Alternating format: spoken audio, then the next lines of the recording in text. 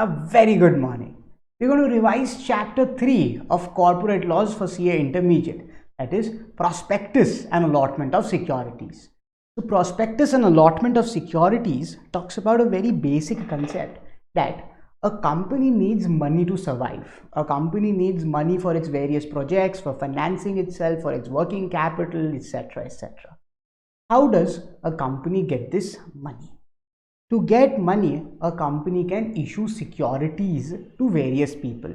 For example, a company can issue shares. Shares is a part of ownership of the company. A company says, take this share, that's a part of my ownership, and in return, give me money. So, issuing shares by the company, issuing debentures, that's a part of the loan of the company.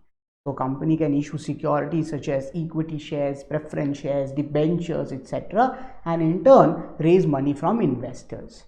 The question now is that how do you find these investors? How do you search for these investors? The first idea which comes to mind is, let's have a newspaper advertisement.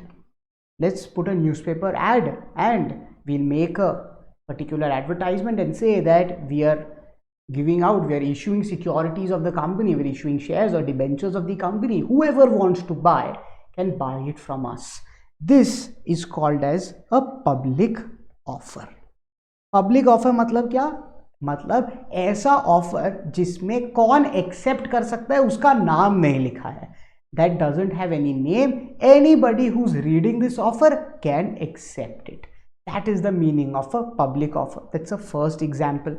The second example which is available to us is that we know certain people. We know certain identified persons. We know certain persons. We can tell them, yaar, you can apply for our securities and give us money. We'll give you the securities. You give us money. We might know certain people. We might have identified a certain people. Offer has been made to that person with his name. The last example can be that we might ourselves have the existing shareholders. The existing shareholders say we can say that we need more money. Come on, buy our securities, buy our shares or debentures, and you go ahead and you invest in our company.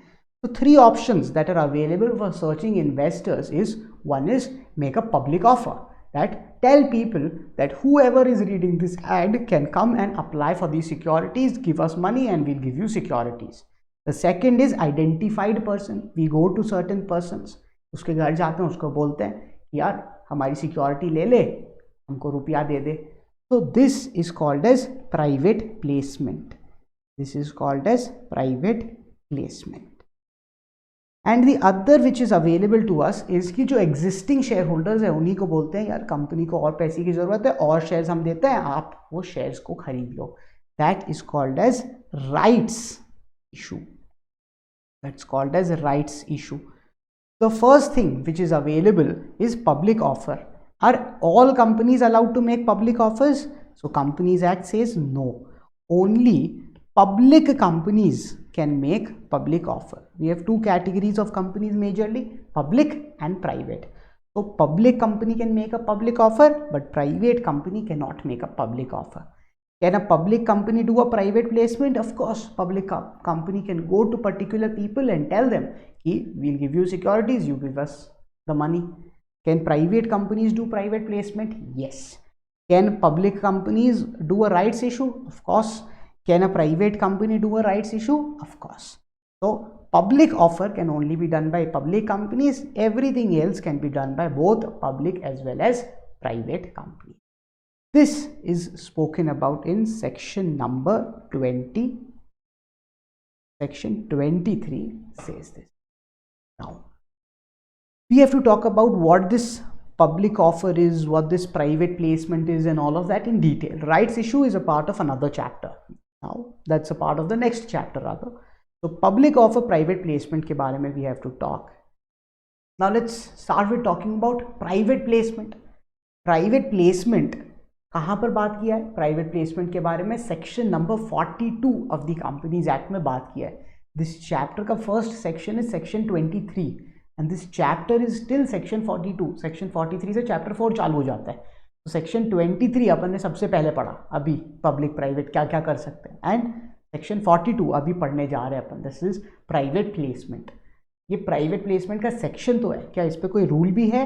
Yes, we have a rule, it's a rule 14 of companies prospectus and allotment of security rules. they are also called as the pass rules. इनको pass rules भी बोला जाता है.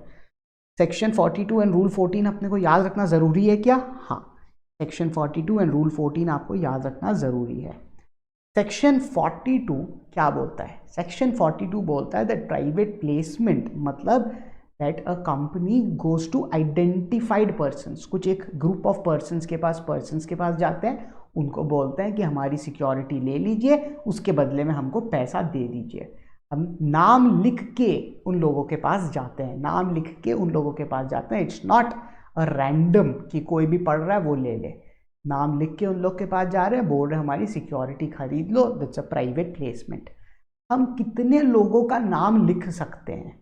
नहीं तो क्या होगा, census की लिस्ट निकालेंगे, महाराष्ट्र स्टेट के अंदर इतने करोड़ लोग हैं, व्हाट विल वी डू, पूरे लोगों का नाम लिख देंगे और बोलेंगे कि चलो प्राइवेट प्लेसमेंट करते हैं, हम प्राइवेट कंपनी है. बट क्या होता है, हमने तो नाम लिख लिया है.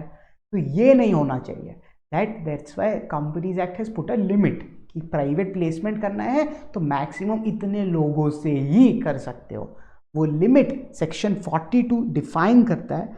वो लिमिट सेक्शन 42 बोलता है 50 और higher number as prescribed. Higher number as prescribed. As prescribed मतलब क्या होता है, मतलब रूल्स को एक बार देख लो. तो एज प्रिस्क्राइब्ड अगर उसने बोला तो हम जाके रूल्स देख लेंगे. रूल्स में कुछ बोला हुआ है क्या? हाँ, रूल्स बोलता है 200. तो मतलब क्या हो गया, 50 और higher number as prescribed in the rules लिखा है. Is a higher number prescribed in the rules? Yes. तो therefore what is practically important for us? Practically 200 is what is important for us. 200 is the maximum number. So private placement maximum कितने लोगों के साथ किया जा सकता है? 200 लोगों के साथ किया जा सकता है. Do we have to see this 200 per month, per day, per year, per century? We have to see this per financial year. We have to see this per security. Per security मतलब equity shares के लिए 200 की गिनती अलग, preference shares के लिए 200 की गिनती अलग, डिबेंचर्स के लिए 200 की गिनती अलग. तो can I make a private placement to 190 persons for equity shares? Yes I can. Can I make a private placement to 175 persons in the next month for preference shares? Yes I can. क्योंकि 190 की equity की गिनती अलग, 175 की preference की गिनती अलग. मैंने 190 इक्विटी को दिया है, 175 प्रेफरेंस को दिया है. अब अगले महीने I want to give to 100 more preference share holders. Can I do that? So I will do 175 plus 100, that is 275. That goes beyond the 200 का limit, therefore I cannot do that. So I have to see per financial year, per security. For example, I issue 150 लोगों को equity shares by private placement in the month of March. Can I issue to say for example 200 people in the month of April? Yes, because it's a different financial year. March to April financial year होता है, तो March to April, April to March financial year होता है. April to March first financial year में मैंने कितने लोगों को दिया? 150. फिर next उसमें मैं दे रहा हूँ 200, तो that is allowed. I will see this limit per financial year per security. Now ये जो 200 की गिनती है, क्या इसमें से मैं कुछ लोगों को एक्सक्लूड करूंगा? मतलब कुछ लोगों को ये 200 की गिनती में नहीं गिनूंगा? यस, 2 लोगों को 200 की गिनती में नहीं गिनना पड़ता है. Who are those 2 people? The first is QIBs. Qualified institutional buyers shall not be counted within this 200 limit. And ESOP allottees. ESOP allottees मतलब the people who are the employees who have been given an option to buy the shares of the company. Employee stock option plan. Employees of the company who have been given to buy the company's के shares, that's an option given to them at a particular price. Generally this price is lower than the market price. QIBs are qualified institutional buyers. They are big institutions, big buyers, big investors who have been registered like this with the respective authorities. So QIB, SEBI controls them. QIB and ESOP allottees will not be counted within this limit of 200. Will every company need to adhere to this limit of 200? मतलब क्या हर company पे 200 की private placement की limit है? Yes, हर company पे 200 की private placement की लिमिट है, whether it's a private company, whether it's a public company. If they are doing a private placement, they will need to adhere to a 200 का limit. 200 का limit will need to be adhered to by all companies, public और private. क्या all companies इतना strongly बोल रहे हैं? कोई exception है इसके अंदर? हाँ, दो एक्सेप्शंस हैं. First is NBFCs and the second is HFCs. NBFCs is non-banking finance companies and HFCs is housing finance companies. ये लोग जो रजिस्टर्ड हैं, NBFC रजिस्टर्ड किसके साथ होगा? RBI के साथ. HFC रजिस्टर किसके साथ होगा? By the national housing bank. So NBFC is registered with RBI or HFC registered with NHB. Will we look at the 200 limit for them? No. What is the difference between this point and this point? In this, they are saying that 200 limit has to be looked into. But in this 200 limit, we are not going to count QIBs and ESOP allottees. This is saying for these companies, you don't need to bother even looking at the 200 limit. Whether they are QIBs, whether they are ESOP allottees, we don't care. 200 limit doesn't have to be only seen for these people. This is what private placement talks about. You can take a quick pause. You can read this particular aspect of private placement. It is very important. It has been recently tested in the exams and high chances of it being tested again very soon, right? Next, what happens if I exceed this limit of 200? If I exceed this limit of 200, then it is deemed that it's a public offer. Even though I say कि मैंने अलग अलग जन के पास घर जा जा के चिट्ठी दी है, अलग अलग जन को आइडेंटिफाई करके ऑफर दिया है, तभी भी अगर 205 लोगों को तुमने ऑफर दिया है, then in that case it's deemed as a public offer. It is a deemed public offer. If it's a deemed public offer, then will the provisions of SEBI SAKRA apply? Yes. The provisions of SEBI Act 1992, that is a Securities Exchange Board of India Act, and Securities Contracts Regulation Act 1956. These two acts will apply and it will be deemed that the company has not made a private placement, the company has made a public offer, and all the provisions that are applicable to a public offer will apply. Is a private placement easier or a public offer easier? Private placement is easier. So if it's a deemed public offer, will there be more regulation, more laws to be followed? Yes, more laws, more compliances will be required to be done. The next question that comes to our mind is how to do private placement. क्या procedure follow करना पड़ेगा private placement करने के लिए? The first thing in every procedure is pass a resolution. Resolution, what kind of resolution is required? A special resolution is required for private placement. Special resolution का definition क्या बोलता है? A special resolution is said to be passed when the votes cast in favor, हाँ बोलने वाले लोग, are at least 3 times the votes cast against it. ना बोलने वाले लोग, मतलब people saying yes is greater than equal to 3 times the number of people against it. If I say 2 people are saying no and 6 people are saying yes, is a special resolution passed? Yes. This 2 times 2 का 3 times कितना होता है? 6. तो 6 लोग हाँ बोल रहे हैं क्या? हाँ. So special resolution is passed. The first requirement is getting a special resolution passed. क्या ये special resolution हर बार जब private placement कर रहे हैं तो will need to be done? Yes. A special resolution needs to be passed for each offer and invitation. If I decide in April that I should do a private placement to 75 persons, will I need to pass a special resolution? Say if it's equity shares, then special resolution will be required. If I decide in October, that's the same financial year, I decide to make to say 75 more people equity shares, will a special resolution be required? Yes, special resolution will be required again. Each time that you decide to do private placement, you will need a special resolution. If I decide in December to do to 75 more people for equity shares, will I need special resolution? You missed it. 75 plus 75 plus 75 is 225. Is this allowed? No. In December I cannot give it to 75 more people क्योंकि 200 से ज़्यादा हो गया है. हाँ, अगर मैं ये आपको बोल दूं कि 75 नहीं 50 को ही देना है तो then that is allowed and special resolution will be required to be passed again. So special resolution required to be passed each time. The second point, that is that there is an exception. First exception is there which says कि each time आपको require नहीं है pass करना in case of QIBs. If you are issuing shares to QIBs, you can say that I am issuing to QIBs for this particular amount during the financial year I will issue it.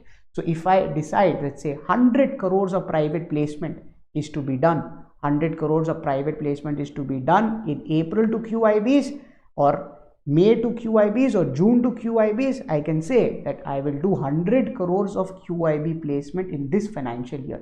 अप्रैल से लेकर मार्च तक के 100 करोड़ रुपए मैं QIBs को raise करने वाला हूँ. अब मैं 50 QIB से अप्रैल में रेज करता हूँ, 60 QIB से मई में रेज करता हूँ, 200 QIB से मैं जून में रेज करता हूँ. Can I do that? Yes, क्योंकि QIBs को 200 की लिमिट में गिना ही नहीं जाता था. तो can I do that? Yes, I can do all of that.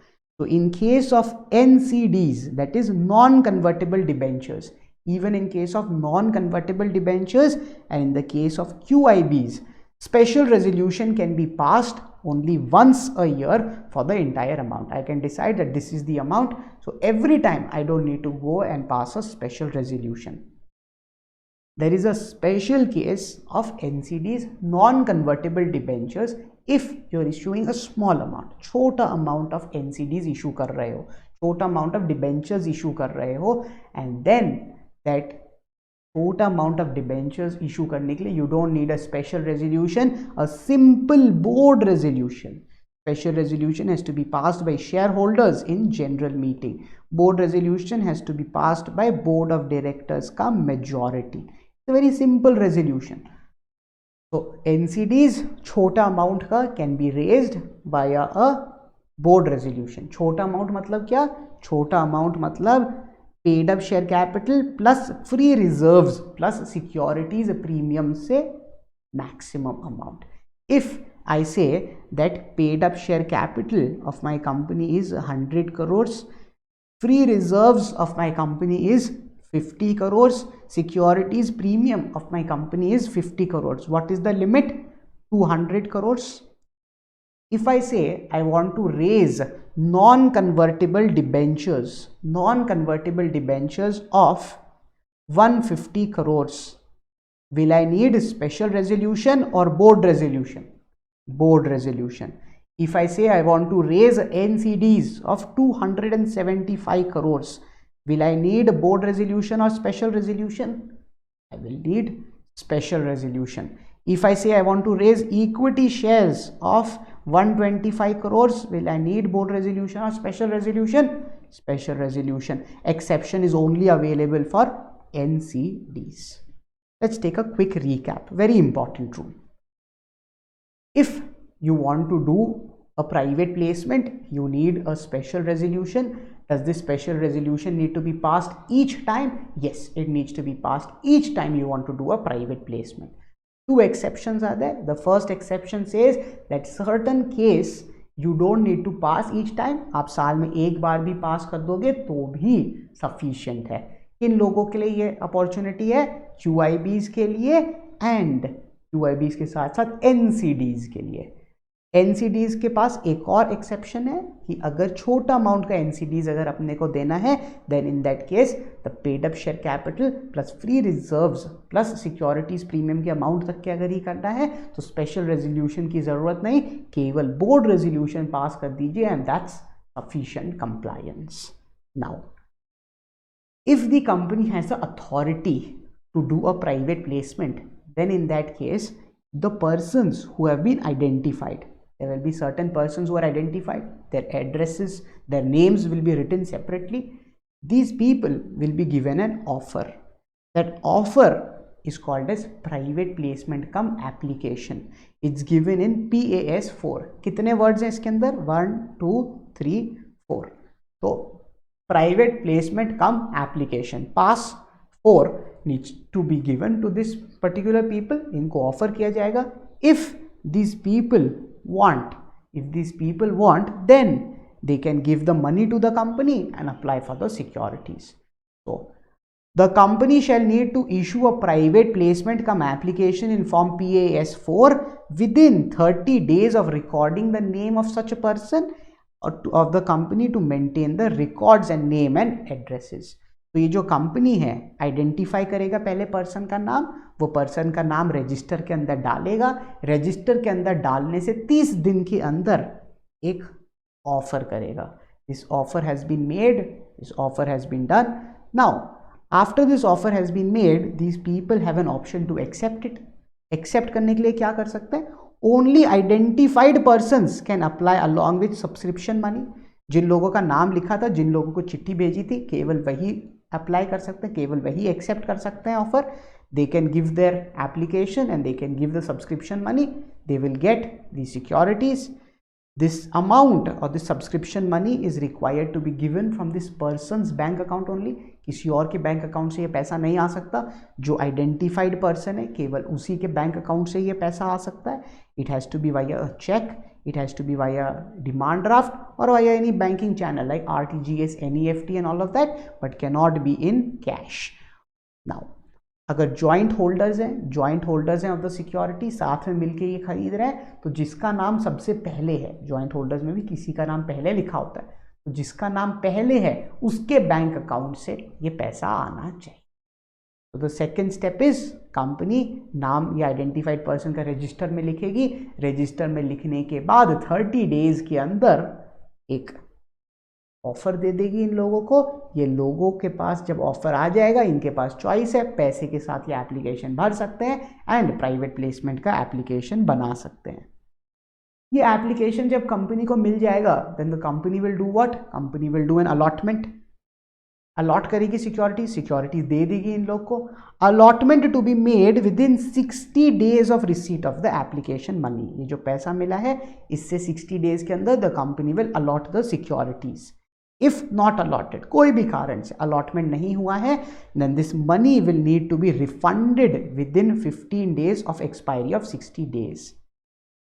ये था, यहां पर कंपनी ने रिकॉर्ड किया था नाम आइडेंटिफाइड पर्संस का. उससे 30 डेज के अंदर व्हाट विल हैपन? उससे 30 डेज के अंदर you need to make a private placement cum application. आपको ये जो पर्टिकुलर ऑफर है वो करना पड़ेगा. अब ये लोग ये ऑफर को एक्सेप्ट करेंगे. ये ऑफर को मान लीजिए इन्होंने यहाँ पर एक्सेप्ट किया है. अगर यहाँ पर ये ऑफर एक्सेप्ट हुआ है तो देन इन दैट केस यहाँ से 60 डेज के अंदर over here somewhere allotment should be done. Allotment यहाँ पर हो गया तो बहुत अच्छी बात. अलॉटमेंट अगर यहाँ तक के 60 डेज तक के नहीं हुआ, then we are giving you 15 days. ये 15 डेज के अंदर पैसा लौटा दो, वरना यहाँ से from the expiry of this 60 days you will need to give an interest at the rate of 12% per annum. So if not allotted, refund within 15 days from expiry of 60 days. If not refunded, interest at the rate of 12% per annum from the expiry of 60 days. Step 4, allotment अगर हो गया है तो अब ROC को बताओ, फेंक के मारो और बोलो कि अलॉटमेंट हो चुका है. So file a return of allotment. कितने वर्ड्स इसमें? 1 2 3. So what is it called? A pass 3. A company shall need to file a return of allotment past 3 within 15 days of allotment with ROC, providing complete list of full names, address, number of securities, etc. आपने return of allotment भर दिया, उसके बाद company can utilise the money. Question coming up for you. This was an MCQ which had been asked that a company has not filed a return of allotment. Can the company utilize the money? No, because step 4 क्या है? Return of allotment भरो. Step 5 क्या है? Utilise the money. अगर step 4 ही नहीं किया है तो स्टेप 5 पे कैसे पहुंच जाओगे भाई? सो step 1, step 2, step 3, step 4 all have to be done, then only step 5 can be done. एक बहुत इंपॉर्टेंट चीज़ है, बोला गया है कि अगर कोई प्राइवेट प्लेसमेंट का आपने ऑफर दे रखा है, अगर लोगों को ऑफर पेंडिंग है, देन इन दैट केस आप बाकी लोगों को ऑफर नहीं दे सकते. या तो ये जो पर्टिकुलर ऑफर आपने दिया है ये एक्सेप्ट करो, कंप्लीट करो, उसको सिक्योरिटीज़ वगैरह सब कुछ अलॉट करवा दो. अगर नहीं किया है अगर आपने, तो देन इन दैट केस आपके पास चॉइस है कि ये ऑफर को विड्रॉ कर लो, बंद कर दो. But offer can not remain open. अगर आपने कुछ लोगों को ऑफर दे रखा है तो उन लोग से या तो आप ऑफर के बदले में एक्सेप्टेंस लेके सिक्योरिटीज़ वगैरह सब अलॉट करवा लो. अगर अलॉट कर लिया है तो बहुत अच्छी बात है, अलॉट नहीं किया है तो वो ऑफर को विड्रॉ कर लो, टर्मिनेट करवा लो. वो ऑफर जब खत्म हो जाएगा तभी आप दूसरे लोगों को ऑफर दे सकते हो. So, no fresh offer or invitation can be made unless allotments have been completed against a previous offer or invitation, or such have been withdrawn or abandoned by the company. And when we are doing private placement, will we make a public advertisement? No. We are identifying the person, we are addressing it specifically to the person and doing a private placement. So therefore, no public advertisements can be made. This was all about private placement. Now, private placement dekha, a public offer. If you're wanting to make a public offer, then in that case you will need to make an advertisement or something. You need to make an offer now. Otherwise, how will the people know that the company is offering its securities? So this document that you use for inviting people to subscribe to your securities, that is called as a prospectus. So Companies Act section 2 clause 70 defines a prospectus. What is the definition? A prospectus means any document described or issued as a prospectus.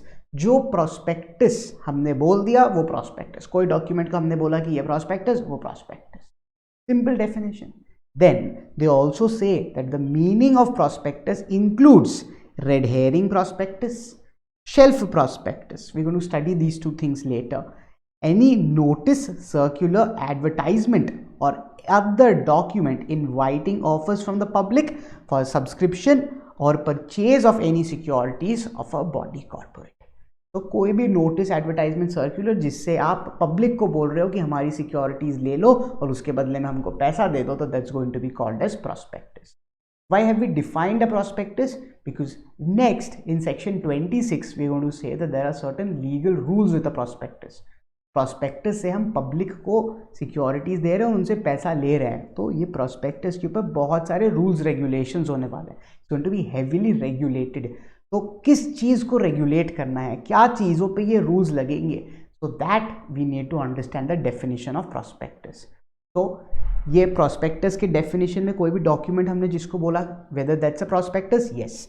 Shelf, red herring, this notice, circular, advertisement, are they also prospectus? Yes. Will all the rules of prospectus apply to this particular document? Yes. Will all the rules apply to this particular document? Yes. So that is the main reason for the definition of prospectus. It's an important definition. Then section 26. Section 26 talks about the legal rules of a prospectus. Prospectus करने के लिए आपको क्या rules follow करने पड़ेंगे, basic rules के बारे में बात करते हैं. The first or the primary rule with regards to prospectus is उस पर डेट एंड साइन होना चाहिए. Date because we need to understand कौन से डेट का prospectus है. There's some information given in prospectus. Whether this information is 5 years old, 10 years old, whether it's valid for us today or not, we need to understand. So the date of prospectus is very important. Other than that, also the date of prospectus जो लिखा है ना, that date is deemed to be the date of publication for the prospectus. उससे related बहुत सारे कुछ laws वगैरह रहते हैं. So this date which is written in prospectus is deemed to be the date of publication of prospectus. Now, In a prospectus, we have to include a lot of matters, a lot of information, lot of details need to be given because public को decide करना है कि हमको securities खरीदना है कि नहीं company का। अगर पब्लिक को हम बोल रहे हैं कि तुम डिसाइड करो ये बेसिस पे, तो obviously we need to protect their interests. So Companies Act, SEBI laws will also apply here because stock exchanges will be involved. Whenever you're making a public offer, you need to list your securities. We'll study that also. तो आप अपने अगर stock exchanges पे list कर रहे हो securities, तो SEBI securities exchange board of India will also get involve. तो all of these things will happen. तो ये सारी चीज़ें बोलेंगे कि ये इन्फॉर्मेशन लिखना है। तो इन्फॉर्मेशन में कोई गलती हो तो किसकी कॉलर पकड़ना, किसको पकड़ना? जिसकी साइन होगी ना उन लोगों को हम पकड़ने जाएंगे। Section 34 and section 35 is there in this chapter only which will tell us कि जो लोग साइन कर रहे हैं, ऐसे जो लोग हैं जो प्रोस्पेक्टस दे रहे हैं, वो प्रोस्पेक्टस जो दे रहे हैं उन लोगों की कॉलर पकड़ेंगे अपन, उन लोगों को पेनल्टी लगाएंगे अगर हमको प्रोस्पेक्टस की इंफॉर्मेशन में गलती मिली। Now the first part is it should be dated and signed.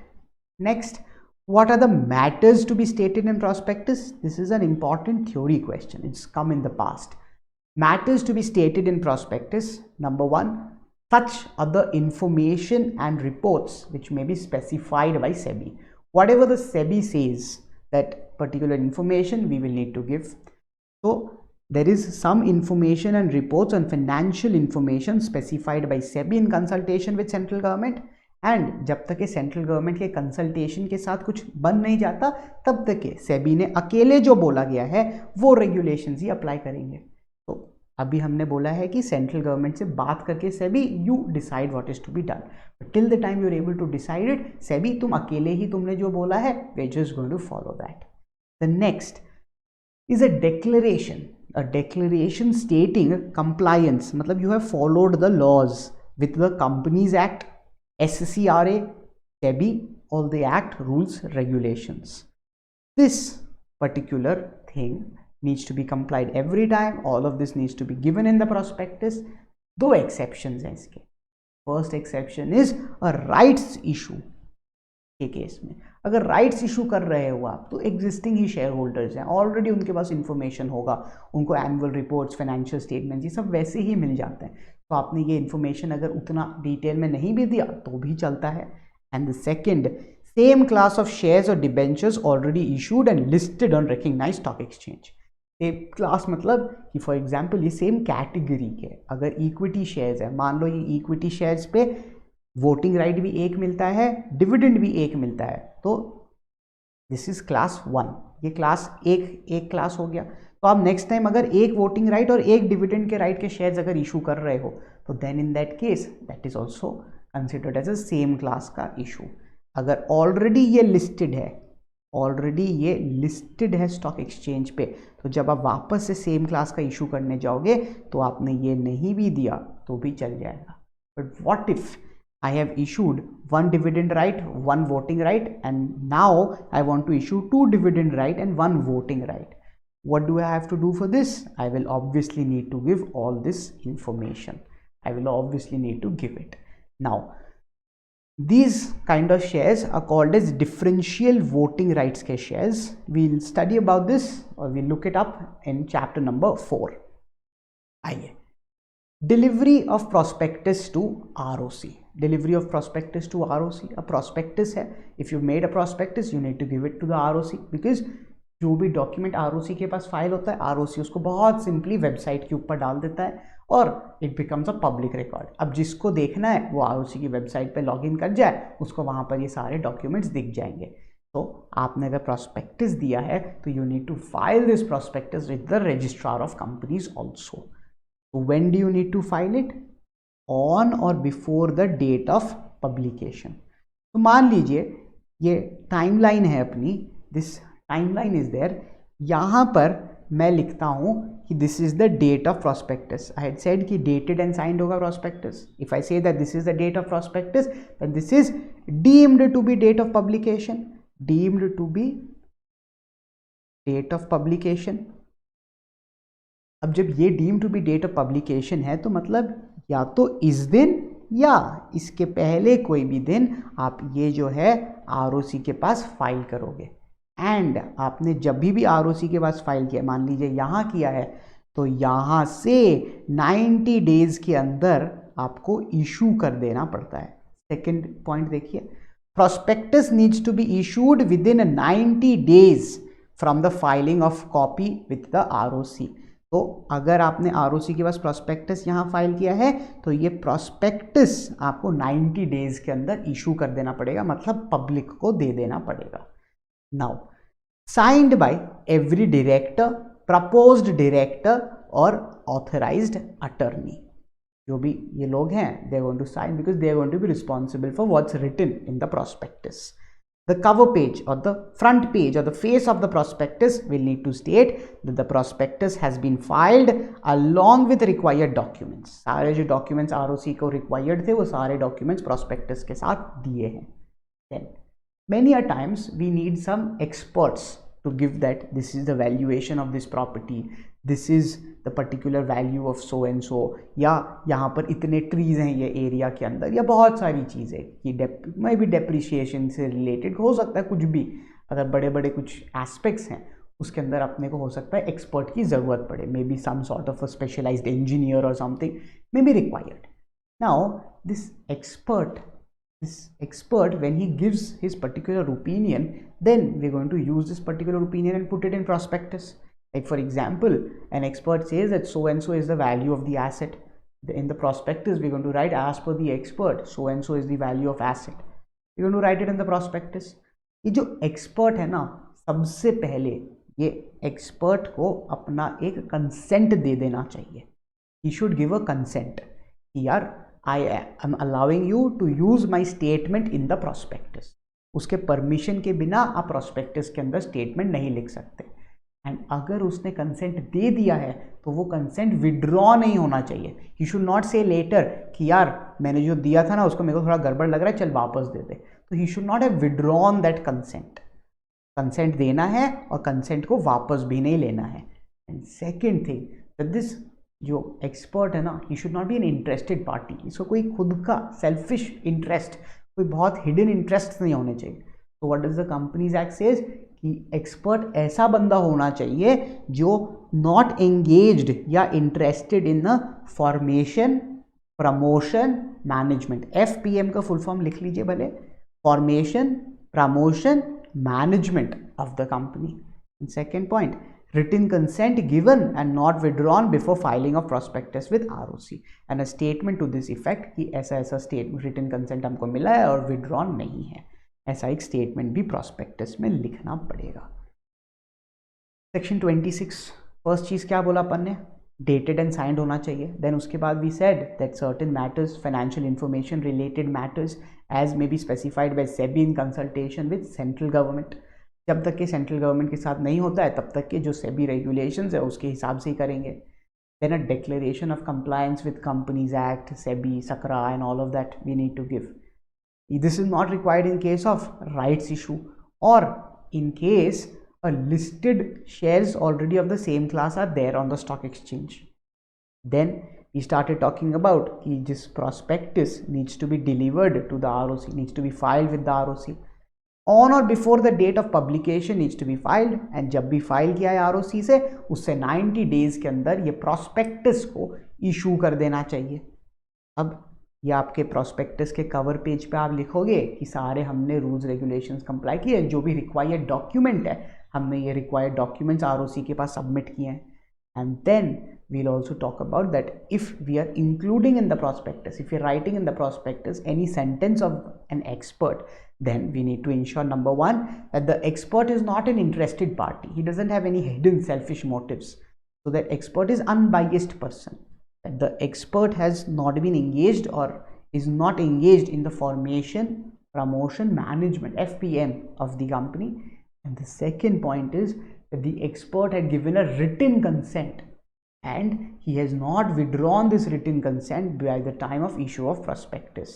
And we'll also write a statement over there that the expert has given this statement and he has not withdrawn it.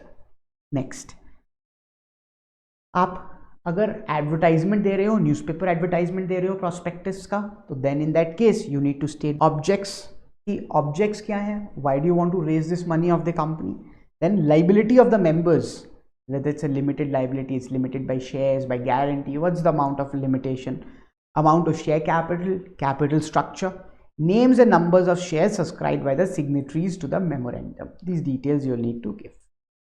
Now, prospectus जब आप बना रहे थे, जब आप कर रहे थे, तो आपने prospectus में objects लिखे कि हम ये पर्टिकुलर कारण से we want to set up a new manufacturing plant, we want to use this for working capital purposes, we want to pay off our loans from particular bank. So there can be various objectives for raising money via your issue of shares, securities, whatever. So these objects are specified. ये object बता दिए जाता है. Prospectus के अंदर ये object लिखे गए हैं. अब कल चल के आपको लगता है कि ये ऑब्जेक्ट जो है हमको चेंज करना है, हमको ये कारण से पैसा नहीं यूज़ करना, दूसरे कारण से पैसा यूज़ करना है. And in that case can you do it? Yes. Section 27 talks about that. What does section 27 से? That yes, you have said the objects for which you're going to use this money that you want to raise through the prospectus. But if later on you feel that your object has changed, your reason for using the money has changed, then in that case you can go ahead and do that. You need to pass a special resolution in general meeting. A special resolution in general meeting is required. It is required through postal ballot. This we have studied in chapter number 7. This is chapter number 7. There's a section 110. We studied it. We'll revise that over there itself. So special resolution has to be passed in general meeting. There are certain important points to be taken care of. Like for example, ये लोग हैं कुछ, एक group of people है, maybe A, B, C group of people है. इन लोगों ने company को पैसा दिया था कि this is the money that we are giving. They had seen the prospectus. They had seen all of this. अब वो prospectus देख के उन्होंने पैसा दिया कि ये नया प्लांट लगाने वाला है. अब कंपनी बोल रही है स्पेशल रेजोल्यूशन से पास करके कि हमको प्लांट नहीं लगाना है नया, हमको कुछ तो भी और करना है, हमको कोई और चीज़ में ये पैसा यूज़ करना है, वर्किंग कैपिटल के लिए यूज़ कर लेना है, कुछ भी करना है different. Then in that case ये जो लोग हैं ये चिढ़ जाएंगे. तो अपन ने क्या बोला कि मान लीजिए इन लोगों ने पैसा दिया है, इन लोगों ने पैसा दिया है टू द कंपनी. इनमें से 75% लोग अगर बोलते हैं कि ये जो हमने पैसा दिया है दूसरे पर्पस के लिए तुम यूज़ कर सकते हो, तो कोई प्रॉब्लम नहीं, दूसरे पर्पस के लिए यूज़ कर लो. बट तभी भी इन लोगों के साथ तो गलत हो रहा है ना. स्पेशल रेजोल्यूशन पास करने बोला है तो 75% से पास हो जाएगा. 25% बाकी लोगों का क्या, उन लोग के साथ तो गलत हो रहा है. उन्होंने तो सोच के दिया था कि पैसा ये होने वाला है, बट अब ये हो रहा है. We don't want this to happen. We had told them कि we're going to set up a new manufacturing plant, but we're not doing that. We're just paying off a loan. मेरे को ये नहीं करना था, लोन रीपे करने के लिए मेरे को पैसा देने का मन नहीं था. तो these 25% people, या हो सकता है 75-25 की जगह इट माइट बी 90-10. तो ये जो लोग हैं जो बोल रहे हैं कि हमको ये कारण से पैसा नहीं देना था, इन लोगों को एक एग्जिट ऑप्शन देना ज़रूरी है. इन लोगों को आपने बोला था कि ये कारण से पैसा यूज़ होगा, वो कारण से पैसा यूज़ नहीं कर रहे हो तो उनका पैसा उनको लौटा दो. द रूल इज़ कि ये जो कंट्रोलिंग शेयर होल्डर्स हैं, इसमें यहाँ पर जो मेन प्रमोटर है, जो कंट्रोलिंग शेयर होल्डर है, जो बड़ा शेयर होल्डर है, मेजॉरिटी शेयर होल्डर है, वो ये जो 10% लोगों के शेयर है ना, ये शेयर खरीद लेगा. तो dissenting shareholders मतलब the shareholders who are saying that we don't want a change in the objects which was given in the prospectus. हम स्टील प्लांट आपने बोला था कि मैन्युफैक्चरिंग यूनिट चालू होगा, वही चालू करो, लोन्स लौटाने के लिए पैसा यूज मत करो. Dissenting shareholders shall be need to be given an exit option. They can sell their shares and get out of the company by promoter or controlling shareholder. Price and terms that will be decided as per the SEBI regulation. Last point is a procedural point. Notice for general meeting, that this general meeting including justification for variation in pass 1 shall need to be published in 2 newspapers, that is one English newspaper and one vernacular matlab local language newspaper, circulating in city in which registered office of company is situated, and it will also be displayed on the website of the company. If Section 26, we spoke about the legal rules regarding prospectus and we said कि objects वगैरह भी रहते हैं. Objects अगर आपको change करना है तो Section 27 है, special resolution पास करो, postal ballot की ज़रूरत है, लोगों के घर मतलब चिट्ठी भेजनी पड़ती है, something like that you can think about. Postal ballot भेजना पड़ेगा. उसके अलावा अगर जो लोग हैं जो बोल रहे हैं कि हमको ऑब्जेक्ट्स चेंज नहीं कराना है, उनको एक एग्जिट ऑप्शन भी देना पड़ेगा। जो कंट्रोलिंग शेयर होल्डर है, प्रमोटर है, वो ये 10% लोगों के या ये 25% लोगों के शेयर्स खरीद सकता है और उन लोगों को बोल सकता है कोई बात नहीं, आपको चेंज नहीं करना है तो आप अपने शेयर बेच के चले जाओ, right. Now we have 3 special kinds of prospectus. We have one more later on, but अभी ये 3 देखते हैं। Shelf prospectus, red herring prospectus and abridged prospectus. Shelf prospectus मतलब क्या? See, making a prospectus is a very time consuming and expensive process. बहुत खर्चा लगता है। एक कंपनी है, उसको बहुत बार it wants to raise money, it wants to do a public offer, तो हर बार उसको prospectus बनाना है, हर बार वो खर्चा करना पड़ेगा। तो rather than that, companies act बोलता है हम तुमको एक कंसेप्ट देते हैं, शेल्फ प्रोस्पेक्टस नाम का एक कंसेप्ट देते हैं। शेल्फ प्रोस्पेक्टस में उन्होंने क्या बोला है? उन्होंने बोला है कि अच्छा ठीक है, तुमको फर्स्ट टाइम रेज करना है तो चलो, first time you want to raise the money, तो फर्स्ट टाइम अपना एक पहली बार एक प्रोस्पेक्टस अच्छे से बना लो। ये प्रोस्पेक्टस अच्छे से बना लिया फर्स्ट टाइम, यहाँ ये प्रोस्पेक्टस के बेसिस पे मान लीजिए यहाँ पर कहीं तो भी इसको इशू करते हैं, इस पे अपन ऑफर चालू कर लेते हैं and we give a offer that you can subscribe to these securities. आप सिक्योरिटीज इसके प्रोस्पेक्टस के बेसिस पे सब्सक्राइब कर लो। ये जो इशू हो रहा है ना, इससे 1 ईयर तक, इससे 1 ईयर तक ये जो प्रोस्पेक्टस आपने बनाया है, ये जो प्रोस्पेक्टस बनाया है, इसको अपना बेस बना लो। ये आपका बेस है। अब हर बार मान लीजिए आपको यहाँ पर कोई वापस से पब्लिक ऑफर करना है, यहाँ पर वापस से पब्लिक ऑफर करना है, यहाँ पर वापस से पब्लिक ऑफर करना है, तो हर बार you don't need to make this prospectus again and again. ये प्रोस्पेक्टस आपका आप बेस बना लो। हर बार जो पर्टिकुलर चेंजेस होंगे ना, यहाँ पर कुछ भी चेंज हो रहा है, ये इतने पीरियड में हो सकता है कुछ चेंज हो गया हो, इतने पीरियड में हो सकता है कुछ चेंज हो जाए, इतने पीरियड में हो सकता है कुछ चेंज हो जाए, तो जो ये जो चेंजेस होंगे इसके लिए केवल एक इंफॉर्मेशन मेमोरेंडम बना देना। पूरा प्रोस्पेक्टस बनाने की जरूरत नहीं, केवल चेंजेस क्या है बेस डॉक्यूमेंट में और अभी के सिचुएशन में, तो वो चेंजेस आप बता दो केवल, that's good enough. This is the concept of shelf prospectus कि एक बार एक प्रोस्पेक्टस बना सकते हैं अपन कुछ पर्टिकुलर टाइम तक, 1 year from this issue, 1 year from this issue, आप यहाँ से लेके 1 साल तक के जितनी बार पब्लिक ऑफर करना चाहे उतनी बार पब्लिक ऑफर कर सकते हैं। बार बार आपको प्रोस्पेक्टस बनाने की जरूरत नहीं। जो फर्स्ट टाइम प्रोस्पेक्टस दिया था हम उसको बेस प्रोस्पेक्टस मान लेंगे। उसके बाद हर बार जो आप चेंजेस हैं केवल उतने ही बता दो, एक इंफॉर्मेशन मेमोरेंडम हमको दे देना। तो फर्स्ट टाइम के लिए प्रोस्पेक्टस क्या होगा? This base document is prospectus. Second time के लिए प्रोस्पेक्टस क्या होगा? This plus this. Third time के लिए प्रोस्पेक्टस क्या होगा? This plus. इसके बाद अगर यहां आपको पब्लिक ऑफर करना है तो फिर वापस से आपको प्रोस्पेक्टस पूरा इशू करना पड़ेगा। ये हमने 1 साल तक की ही सुविधा दी है आपको। This is the concept of shelf prospectus. आइए एक बार मैं रीड कर रहा हूं आपके साथ।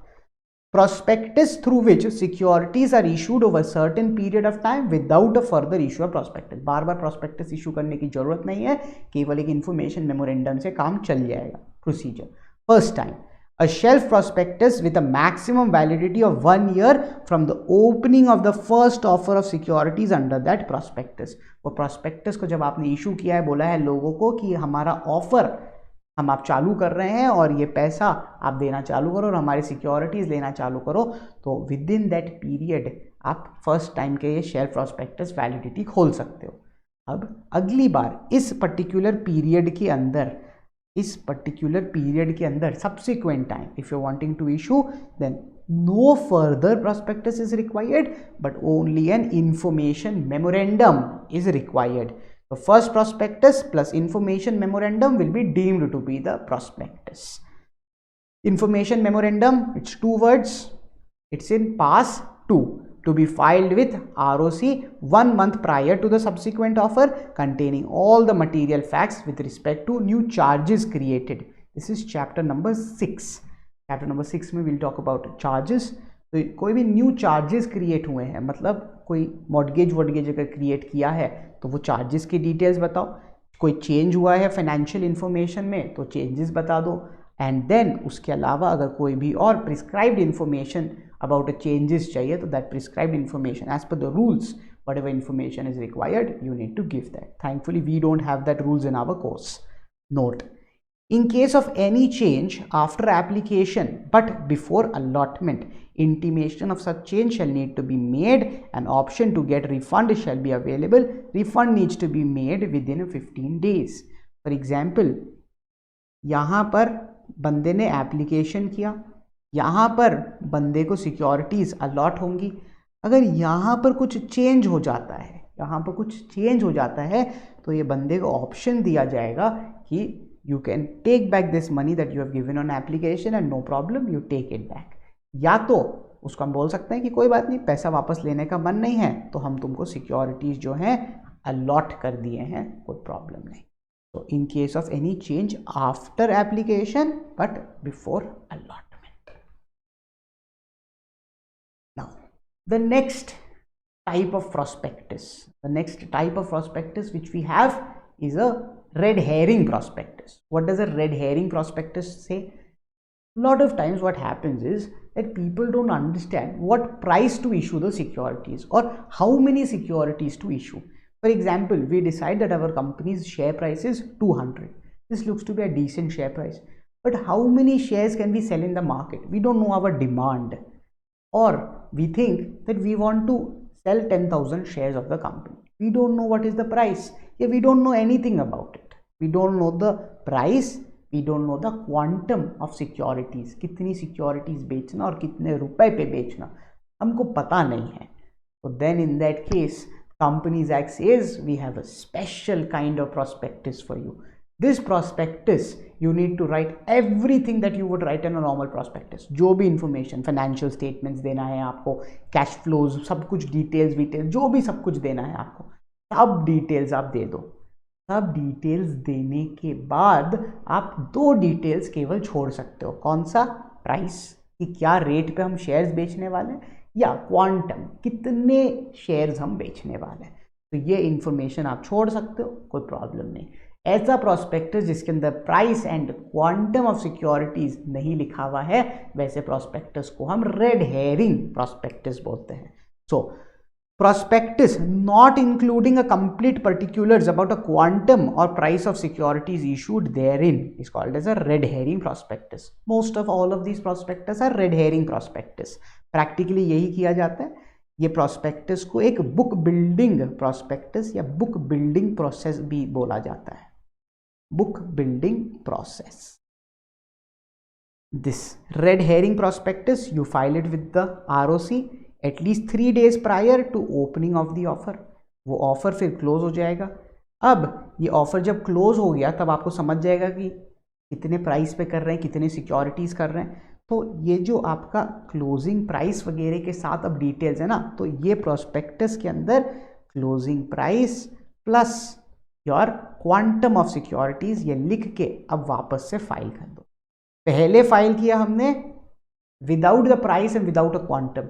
अब with the price and with the quantum ये कंप्लीट करके प्रोस्पेक्टस इनके पास दे दो, और ये जो वेरिएशंस हैं आपके डिफरेंसेस हैं उसको हाईलाइट करके दे दो. Now was a red herring prospectus with in the definition of prospectus? Yes, red herring prospectus की इंक्लूसिव डेफिनेशन में आता था ना. तो जो लॉज प्रोस्पेक्टस को एप्लीकेबल है वही लॉज रेड हेरिंग प्रोस्पेक्टस को भी एप्लीकेबल है. Is no problem. अब अब्रिज्ड प्रोस्पेक्टस, ये प्रोस्पेक्टस से इतना बड़ा गट्ठा बनता है, इतना सारा उसके अंदर डिटेल रहता है, 400-500 पेज का एक एक प्रोस्पेक्टस बनेगा. अब ये प्रोस्पेक्टस कोई साधारण कॉमन मैन तो ये रीड नहीं कर पाएगा. पब्लिक से पैसा मांग रहा है वही ये रीड नहीं कर पाएगा, तो क्या मतलब. तो there is another concept which is called an abridged prospectus, मतलब ये बड़े गट्ठे की समरी. तो abridged prospectus is what? Abridged prospectus is a summarised prospectus. A memorandum containing salient features of prospectus, जो most important features हैं, जो typical points हैं, जो important points हैं, that particular thing may as may be specified by SEBI, that is it is a summarized form of the actual prospectus. We studied 3 kinds of prospectus. कौन से? Shelf prospectus, ये आपको अगर एक साल में बहुत बार इशू करना है तो एक बार बेसिक एक बेस डॉक्यूमेंट कर दो, उसके बाद बार बार आपको जब ओपनिंग ऑफ ऑफर से एक साल के अंदर करना होगा तो हर बार केवल इन्फॉर्मेशन मेमोरेंडम दे दोगे and that's sufficient, you don't need to do it again and again. The second is a red herring prospectus, that you don't put the price or the quantum of the securities, and the third is abridged prospectus, that's a summarized prospectus. Now let's move on. So now we've studied about a concept that a company is issuing its shares or securities to the public. What about a case where a shareholder is already there in the company? The company is not issuing any new security, but this shareholder wants to sell its shares to the public. So over here the public को shares जा रहे थे and public company को पैसा दे रहा था. यहाँ पर shareholder public को shares बेचना चाह रहा है और public shareholder को पैसा देने वाला है. So this particular case wherein the shareholder is selling its shares to the public with what? With consultation of the board. ये जो शेयर होल्डर है अपने शेयर्स पब्लिक में बोर्ड ऑफ डायरेक्टर्स को इन्वॉल्व करके, बोर्ड ऑफ डायरेक्टर से discuss करके ये शेयर्स बेच रहा है, then in that case this particular sale of shares to the public by such a shareholder is called as OFS, offer for sale. So if a shareholder, a group of shareholders are wanting to sell their shares to the public in consultation with the board of directors, it's called as offer for sale. This offer for sale is also regulated under the Companies Act and यहाँ पे भी बहुत सारे provisions applicable हैं.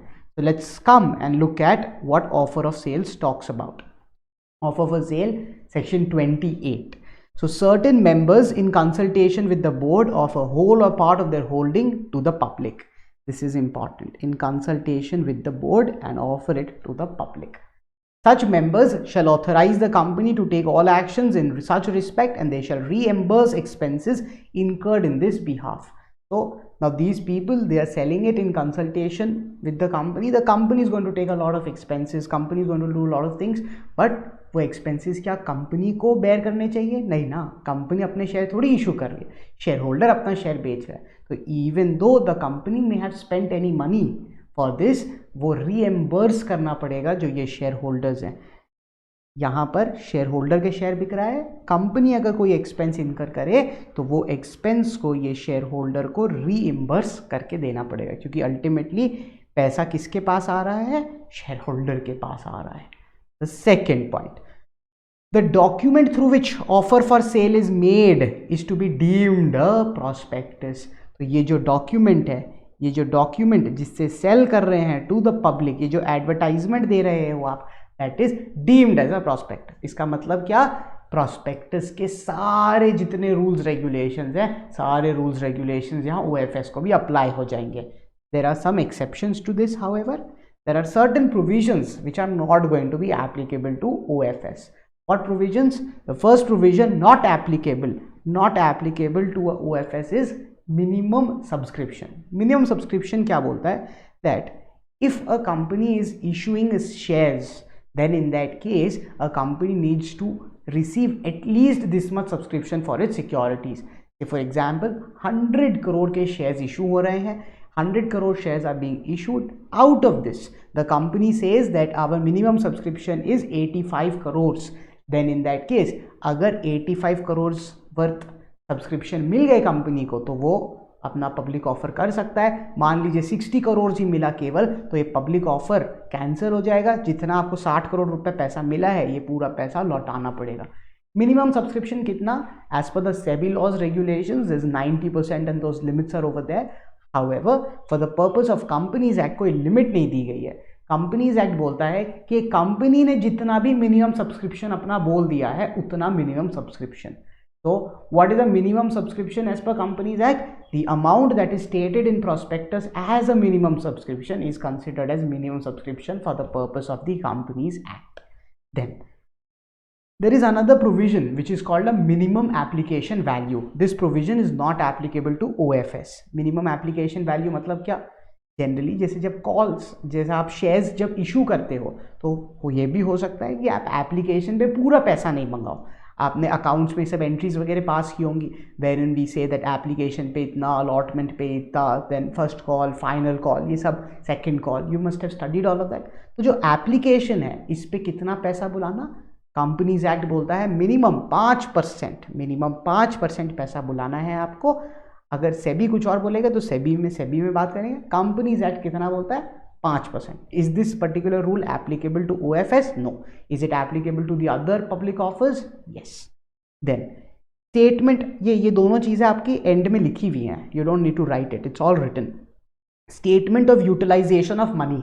Now generally when a company does a public offer they need to give an object. We studied, they need to specify कि ये पैसा किस कारण से, किस चीज के लिए यूज होने वाला है. तो OFS में दैट इज नॉट रिक्वायर्ड. ये शेयर होल्डर जो शेयर बेच रहा है ये किस चीज के लिए यूज करने वाला है, अपने खुद के कंजम्पशन के लिए यूज करेगा, दूसरा बिजनेस सेटअप क्या करेगा, उसको बताने की जरूरत नहीं है. अगर कंपनी रेज कर रही है सिक्योरिटीज देन कंपनी को बताना जरूरी है. शेयर होल्डर अपने शेयर अगर बेच रहा है तो वो ये सेल प्रोसीड्स, ये पैसा जो उसको मिला क्या करने वाला है, ये पैसे से कोई फर्क नहीं पड़ेगा.